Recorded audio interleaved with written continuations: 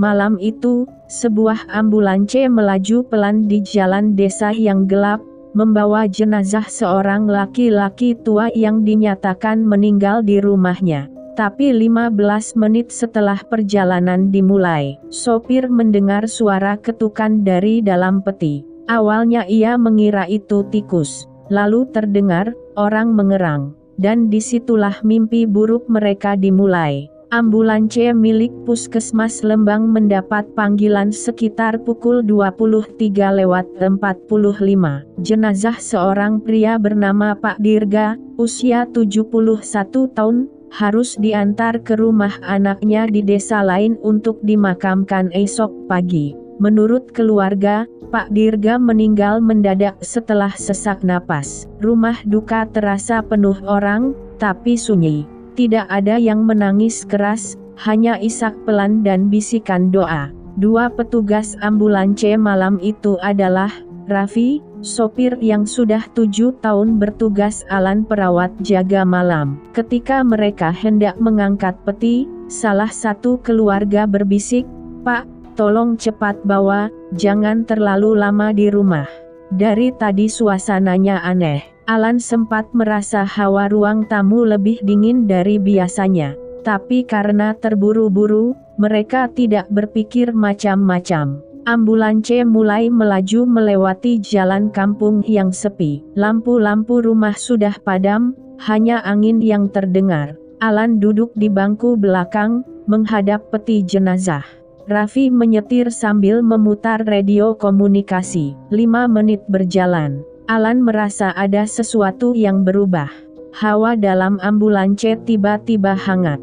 Tidak seperti biasanya. Padahal AC sedang menyala cukup dingin. Lalu terdengar suara duk, duk, duk, pelan, dari arah peti. Alan mendekat, menempelkan telinga. Sunyi. Ia menghela napas, mengira itu getaran jalan. Tapi suara itu muncul lagi, lebih keras. Duk, duk, duk. Alan langsung berdiri dan mengetuk kaca kecil depan. "Raf, bentar. Ada suara aneh dari peti." Raffi menoleh sekilas. "Hah? Apa tikus?" Belum sempat Alan menjawab, peti itu bergetar kecil. Seperti ada sesuatu di dalamnya bergerak. Alan memanggil Raffi agar berhenti di pinggir jalan. Ambulans berhenti di dekat kebun singkong tanpa lampu. Dengan senter ponsel, Alan meraba sisi peti. Dan saat ia mendekat, ada suara tarikan napas dari dalam. Pelan, tapi jelas. Alan mundur 2 langkah. "Raffi, ini orangnya masih hidup." Tapi Raffi ragu. "Mana mungkin? Dokter sudah periksa." Mereka saling menatap dalam gelap. Hanya lampu rem ambulans yang membuat bayangan panjang di tanah. Lalu tiba-tiba, 3 ketukan keras dari dalam peti. Tok, tok, tok. Keduanya kaget. Alan berteriak, Pak, kalau masih hidup, coba ketuk lagi." Hening. Lalu, tok. 1 ketukan pelan, seakan dari orang yang kehabisan tenaga. Alan panik. "Raf, buka. Dia hidup." Mereka mencoba membuka kunci peti, tapi kuncinya macet, seperti ada sesuatu dari dalam yang menahan. Alan memaksa, namun gagal. Peti itu justru terasa lebih berat dan sulit digeser. Raffi mencabut linggis kecil dari tool box ambulans. "Sini, kita congkel." Namun saat Raffi memasukkan linggis ke celah tutup peti, peti bergetar keras. Bukan seperti orang bangun, tapi seperti sesuatu mengamuk dari dalam. Alan mundur sambil menutup mulut. Pikirannya kacau, kalau betul orang ini hidup, kenapa dia sekuat itu? Raffi menghentikan congkelan. "Lan, ini bukan cuma orang bangun. Ada yang gak beres." Hening. Di kejauhan, hanya suara serangga malam. Tiba-tiba ponsel Raffi berdering. Nomor tidak dikenal. Saat diangkat, suara panik berbicara cepat. "Pak, tolong hentikan ambulansnya. Jangan bawa jauh. Ayah saya belum benar-benar meninggal." Raffi membelalakan mata. "Loh, kok bisa?" Suara itu menjawab sambil terisak. "Tolong cepat buka petinya. Ayah masih bernapas. Kami salah." Itu bukan kematian biasa. Ayah selalu bilang ada yang mau mengambil tubuhnya. Raffi hampir menjatuhkan ponsel. Alan merinding. Jadi benar dia masih hidup. Tapi suara telepon kembali, bukan sekadar hidup, Pak. Ayah pernah cerita, kalau seseorang datang setiap malam meminta jiwanya. Seminggu terakhir, ayah seperti dikejar. Dia trauma. Dia bilang kalau suatu malam tubuhnya akan dipinjam. Tiba-tiba panggilan terputus. Suasana makin mencekam. Raffi menatap Alan. Kita harus buka. Sekarang. Dengan seluruh tenaga, mereka mencongkel sudut peti. Kuncinya patah. Tutup peti bergerak. Perlahan. Peti terbuka sekitar 10 cm.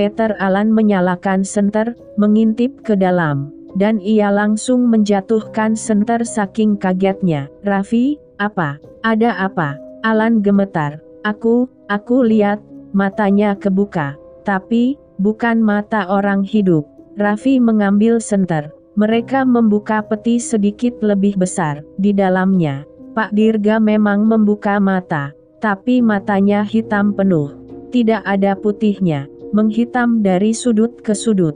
Dan ia tersenyum. Senyuman panjang, seperti bukan senyum manusia. Dalam suara serak, ia berbisik. Terima kasih, kalian sudah membawaku cukup jauh. Alan membeku. Bawa, apa maksudnya? Pak Dirga perlahan bangkit, dan saat ia duduk, suasana di sekitar ambulans berubah dingin dan gelap. Seolah ada sesuatu yang ikut naik bersama tubuh itu. Pak Dirga, orang yang terlihat seperti dirinya, berbicara dengan suara ganda. Tubuh ini, baru sempurna kalau dibawa jauh dari keluarga. Mereka selalu menjaganya. Tapi kalian, telah mengantarkanku keluar. Raffi mundur.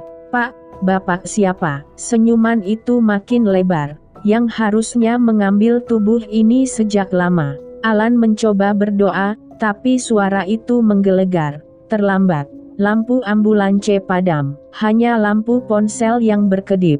Tubuh Pak Dirga bergerak seperti patah tulang, tangan tertekuk ke arah yang salah, kaki menyeret. Ia turun dari peti, berjalan perlahan mendekati Alan. Saat sosok itu hampir menyentuh Alan, suara teriakan dari jauh terdengar.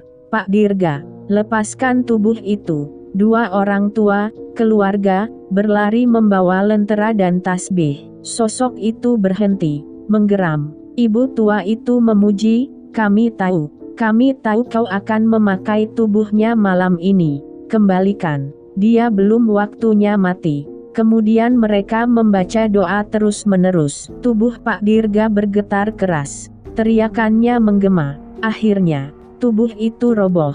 Mati kembali. Keluarga menjelaskan, Pak Dirga bukan mati, tapi sering ditidurkan oleh makhluk yang menagih janjinya di masa lalu. Kadang ia berhenti bernapas beberapa jam, seperti meninggal, karena panik.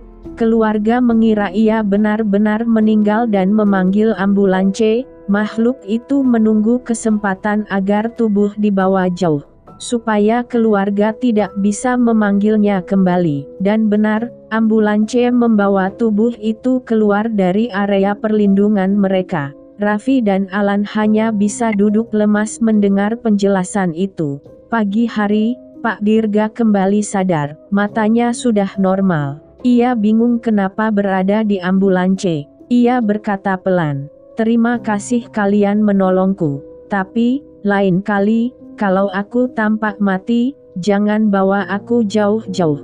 Dia selalu menunggu. Raffi dan Alan tidak pernah lagi menerima tugas dari keluarga itu. Dan setiap melewati jalan itu pada malam hari, Alan masih mendengar suara tok, tok, tok, dari arah belakang ambulans. Seolah seseorang masih mencoba keluar dari peti.